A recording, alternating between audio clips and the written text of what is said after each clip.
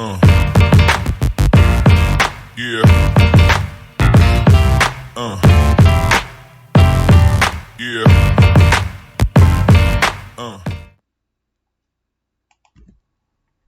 Como que as pessoas querem se desenvolver financeiramente vendo novela da Globo? Vendo da Atena? Quem é que vai enriquecer naquela porcaria? Não tem como. Eu sempre poupei dinheiro, desde criança. Eu tinha 7, 8 anos de idade, década de 90, comecinho de 90, 91, 92, auge da inflação, quase 2.000% de inflação ao ano. E cheguei pros meus pais, falei, e aí, eu tenho uma poupança pra comprar um carro? Porque tinha uma menina da escola que disse que tinha, sabe? Tipo, toda escola tinha aquela que era um pouco mais rica, assim. A gente era classe média, tipo, não faltava nada, mas não sobrava absolutamente nada. Era viver hoje e amanhã, vamos ver o que vai dar. Inclusive, nesse auge da inflação. E meus pais falaram, meu, cresce e aparece, meu, tem nada pra você aqui. E aí aquilo ficou na minha cabeça, eu comecei a guardar dinheiro com 7, 8 anos de idade. Então, eu transformei aquilo num hábito. Pô, se eu não tenho a grana pro carro, então o carro virou a minha meta. E aí, tinha o dinheiro pra comprar o carro. 18 anos, já criei uma outra meta, que era comprar um apartamento com 23, 24, quando saísse da faculdade. E aí, ali, eu já tava fazendo, né, meus investimentos. Comecei a investir com 18. Inclusive, na academia que eu frequentava, tinha um rapaz lá que começou a falar pra mim sobre clubes de investimento. E eu falava, sério? Porque eu comecei a investir com 18, mas em previdência. E logo depois que ele falou dessa coisa dos clubes de investimento, que o dinheiro multiplicava mais depressa e tal, eu comecei a estudar. E aí, coloquei, tipo, todo o dinheiro que eu tinha num fundo, que não era esse clube, era outro, porque esse clube tava fechado. Botei todo o meu dinheiro num fundo, me achando e tal. Um ano depois, eu tinha metade de todo o dinheiro que eu tinha colocado. Nossa. E assim começou a minha vida com os investimentos. Só que era algo que eu fazia pra mim por prazer, porque eu sabia aquilo que eu queria. Nunca me faltou dinheiro. Mesmo começando igual um monte de gente, eu sempre tive mais dinheiro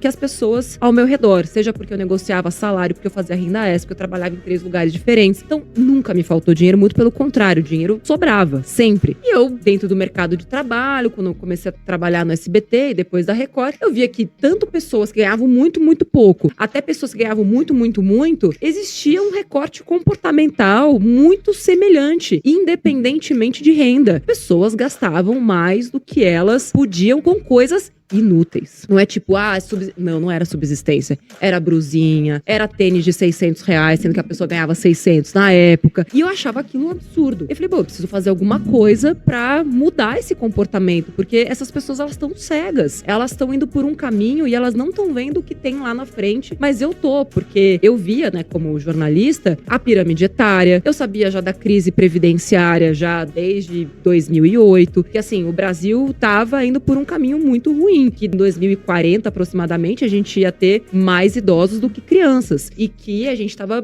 indo pra um abismo e ninguém tava vendo, eu me sentia meio que maluca. E aí foi aí que eu sugeri fazer um quadro, aproveitar que tava lá no Hoje em Dia, né, o programa que eu trabalhava, né, como repórter na Record, sugeri um quadro de transformação financeira. Eu sempre fui apaixonada por entretenimento, por realities de transformação. Falei, por que não fazer um reality de transformação pras pessoas? Pegar gente endividada, transformar essas pessoas em investidoras em 4 semanas, um negócio bem uau, assim. E foi aí que tudo começou, porque, né, o diretor do programa falou, Nath, essa ideia é tão boa, que o apresentador vai fazer. Eu acho que esse foi um momento chave, assim, sabe? Que foram esses 2 nãos que me forjaram, assim. Eu escolhi não ter ódio, não ter ranço. Todo mundo fala, hoje esse chefe. Falei, gente, eu não penso sobre isso, porque não é sobre você se vingar e sobre aquele que te puxou o tapete. Não, tipo, é sua escolha. Eu decidi ser a maior influenciadora de finanças do Brasil naquele momento, porque ele falou pra mim, eu perguntei, por que eu não? Ele falou, porque você não é uma especialista. E o outro é, tipo, você é só uma repórter. Mas naquele momento que ele me deu o argumento, ele também me deu uma chave. Eu falei, então eu preciso de um carimbo? Então eu vou virar a maior especialista em finanças do Brasil. E aí eu comecei a estudar, ganhei Prêmio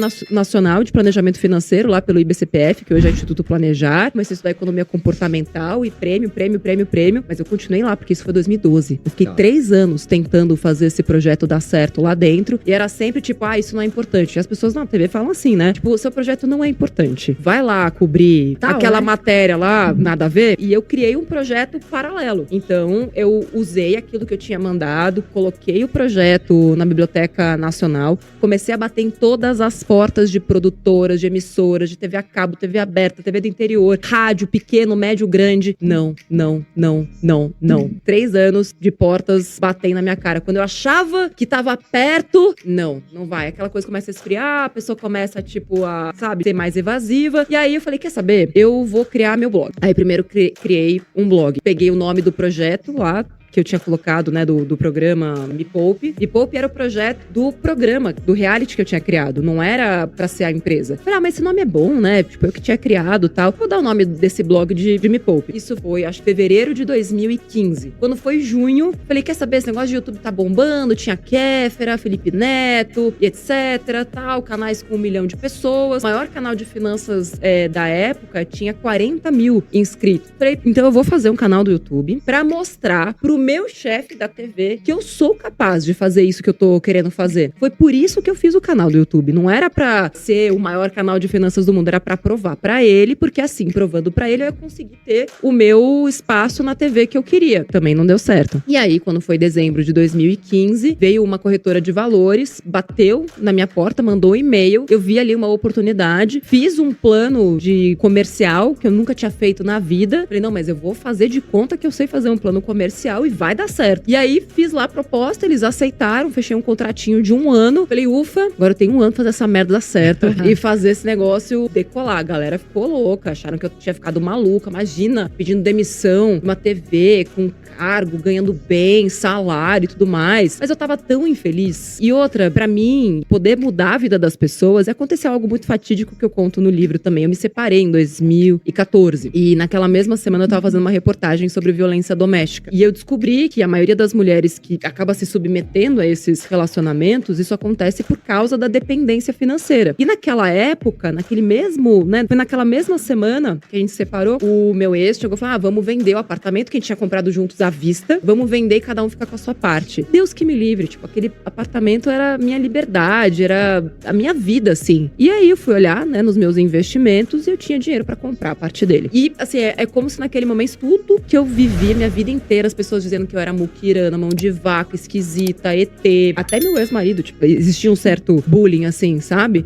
Olha só aquilo que eu consegui, porque eu soube ir contra a manada. Mesmo as pessoas dizendo, mesmo todo mundo falando, tipo, cara, não tem preço você poder literalmente comprar a sua liberdade. E ali eu vi mulheres que, por não ter esta consciência, não ter este conhecimento, estavam presas. A mulher estava no esconderijo e eu tive que cobrir a voz dela, cobrir a face dela, não podia nem mostrar, porque se por acaso o cara reconhecesse a voz e o lugar onde ela tava, essa mulher ia ser assassinada no dia seguinte. Então, assim, nessa hora, eu percebi como os meus receios de pedir demissão eram pequenos. O que era o meu medo de não dar certo perto do que tava do outro lado? O quanto custaria pra aquela mulher a minha escolha de não fazer uma escolha difícil, sabe? E é o que eu tenho feito desde então. Quais são os piores hábitos que você enxerga hoje nos brasileiros? São tantos, né? E antes, né, da galera começar a falar isso só existe pra quem é rico e tal, então acho que a primeira coisa parte das nossas crenças. E não tem nada a ver com crenças limitantes, não. No Brasil, a gente desconfia e a gente aponta o dedo pra quem ganha muito dinheiro. Não sei de onde a gente tirou isso, não sei de onde vem, mas a gente costuma recriminar, inclusive criminalizar, apontando o dedo pra quem ganha muito dinheiro, como se aquela, se ganhou muito dinheiro, deve ter feito alguma coisa errada. Mas também a família, mas também a família. Vocês têm noção do quanto que eu ouvi isso? De lá até aqui, inclusive de colegas jornalistas, assim, sabe? Então a gente tem essa aura, assim, do tipo, primeiro, se eu nasci pobre, vou morrer pobre, eu não posso sair dessa condição, que também não é verdade. Quando você tem acesso a conhecimento, e hoje existe conhecimento da melhor qualidade de graça, no Me Poupe, sem contar toda essa leva de excelentes influenciadores, né, de finanças, educação financeira. Que vem crescendo, sem falar sobre empreendedorismo. Hoje, qualquer coisa que você quiser aprender, você aprende de graça no YouTube, de matemática, geografia, corte e costura, tudo. Não existe nada que você não possa aprender se você tiver uma boa curadoria e souber continuar, né, aprendendo cada vez mais. Então, eu acho que esse hábito também de não aprender, acho que são contra-hábitos. O problema não é nem hábitos. É o hábito de fazer sempre o mais simples, o mais fácil e o mais confortável. É o hábito de ligar a TV e ver novela, em vez do hábito de ler um livro. Como que as pessoas querem se desenvolver financeiramente vendo novela da Globo? E você vendo da Atena? Quem é que vai enriquecer naquela porcaria? Não tem como. E outra, tipo, a sua cabeça, ela começa começa a ficar paranoica num grau. Gente, minha vida começou a mudar quando eu parei de assistir TV. Eu trabalhava na TV, mas eu não assistia, porque... E eu tentava, assim, também de uma forma sobre-humana, fazer conteúdos e matérias que quem tivesse do outro lado pudesse aprender alguma coisa com aquilo, sabe? Ou pelo menos ter uma esperança, assim, sabe? Porque se a gente continuar colocando sangue, violência e não mostrando que existe um país bom, que existem exemplos positivos e que tem muita coisa que dá certo, a gente é levado a acreditar que só quem é ruim vence. Você não só pode dar certo e vencer na vida, como pode ficar muito, muito rico, licitamente, com muito esforço. Dá pra ficar rico rápido? Dá, com sacanagem. Dá pra ficar rico devagar, trabalhando, ganhando cada vez mais valor, investindo cada vez melhor? Dá também. Mas se você